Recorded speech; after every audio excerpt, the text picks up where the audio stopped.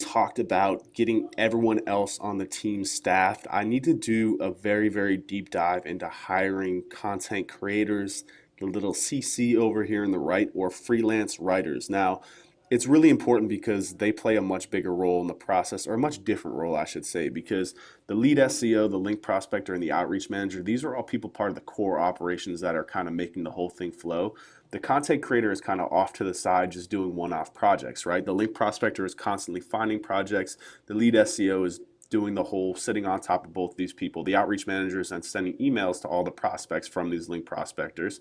And then as needed, the outreach manager will then contact a freelance writer to say, hey, we need an infographic, or hey, we need a guest post, or hey, we need, I don't know, we need some sort of piece of content to get us live on this blog. So the content creator plays a very, very niche role in this process. So I need to do a very deep dive into how to find these people, and really the different role that they play. So, this is the entire link building process again, end to end. And let me just kind of show you how they fit in here. So they're all the way here at the beginning. Like every single time that we get a new client or you set up a new link building campaign, we need to go out and find a couple of new content writers specifically for that client. Now, again, it's different than, we're not going out and finding a new link prospect or a new lead SEO or a new outreach manager for every client, because these people can work across multiple clients. Content creators, you might be able to get them across a couple of clients, but it's really important to find new ones for every client, because we need a lot of them on call. If we want to do 15 guest posts a month, it's really hard for one writer to do that.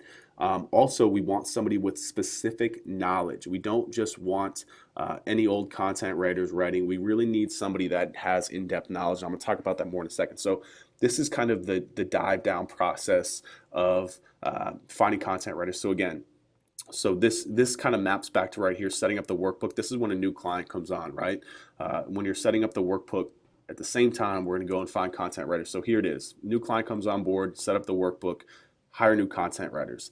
And there's really three ways that we do that. There's using Elance, there's posting to social media boards and groups, and then there's finding writers from industry leading websites, and then recording it in the client's workbook. And I'm going to do a deep dive into each one of these three. I have three separate videos, one for Elance, one for social groups and job boards, and one for industry leading websites. This video is just the overview. So let's talk about this a little bit more here. So a large part of the link building campaigns that you do will come from guest blogging. Literally, probably about 75 to 80% of the links that you will land will come from guest blogging. It's just the most effective way to build links. In order to guest blog at scale, you need at least 3 content writers for each client. Now, this is really important. You need at least 3 content writers for each client, because each of those writers must not only write really well, but they have to have knowledge on the subject matter. So for example, I'm going to be showing you an example from a finance client. We do not want someone who does not know about finance to be writing about finance, because if we want to work with the big blogs, if we want to get on like a Forbes, we need to be writing really good stuff. And in order to write really good stuff, you got to have subject matter knowledge. And that generally is not the case for somebody to write really well about finance and also write really well about travel or mommy blogging, right? So we want to find specific people for each client that have in-depth knowledge of whatever that client does, okay?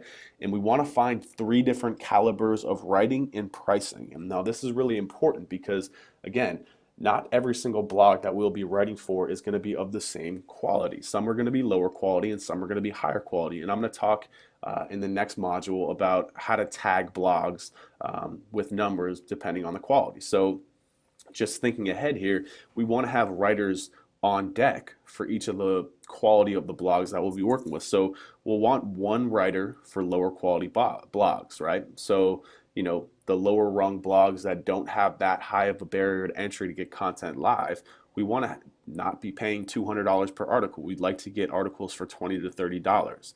So we want to find writers that are a little bit lower quality and lower cost. We want to have a writer for really good blogs, good quality blogs.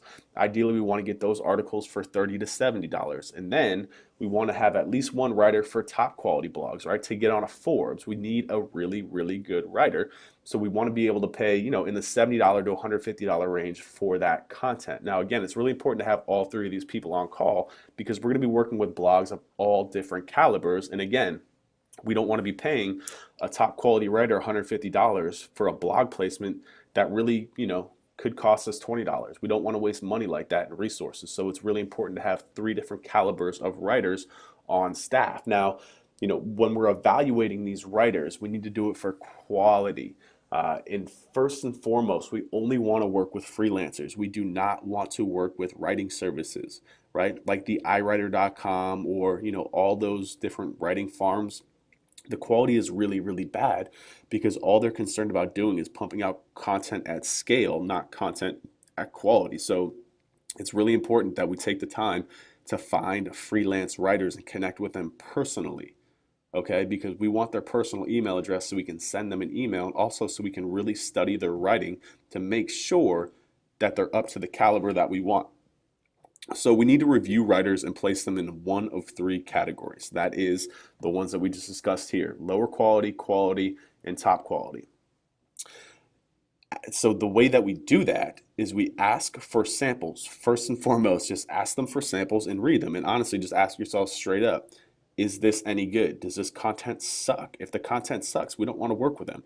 Even the writers that have fallen into the lower quality blogs here, we still want them to be good writers. We still want that writing to be entertaining, but we just want to pay a little bit less for it, right? We need to understand that. So, look at their writing samples. Is it any good? Ask for samples live on websites. Be like, have you written for Huffington Post? Have you written for so-and-so?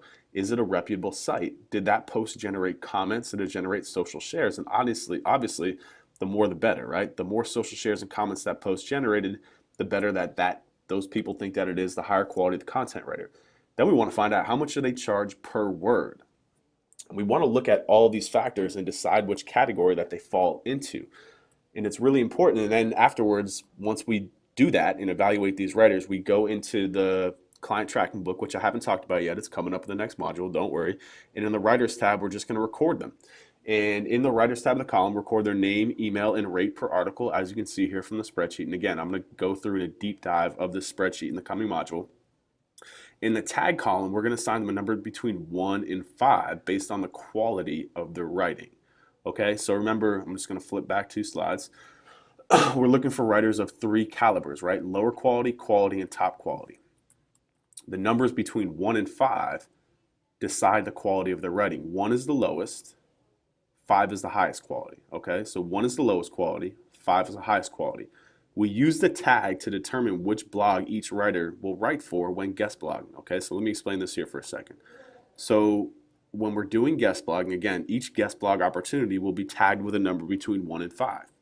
The 1 is the lowest quality, 5 is the highest quality.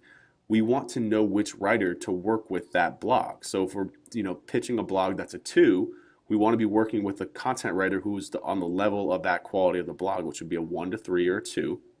Not a 5, because again, if we can pay $80 for a blog placement as opposed to $150, we're going to take $80 every time. At the end of the day, it's about getting that link live at the lowest cost possible. So it's important to tag these writers and understand the quality of their writing and making sure that you record it in here, because that way the outreach manager then knows when they're contacting blogs, if it's a level 5 blog, they need to know not to waste time by giving that assignment to a level 3 writer, right? We want to make sure that we're assigning opportunities with the quality of the writer.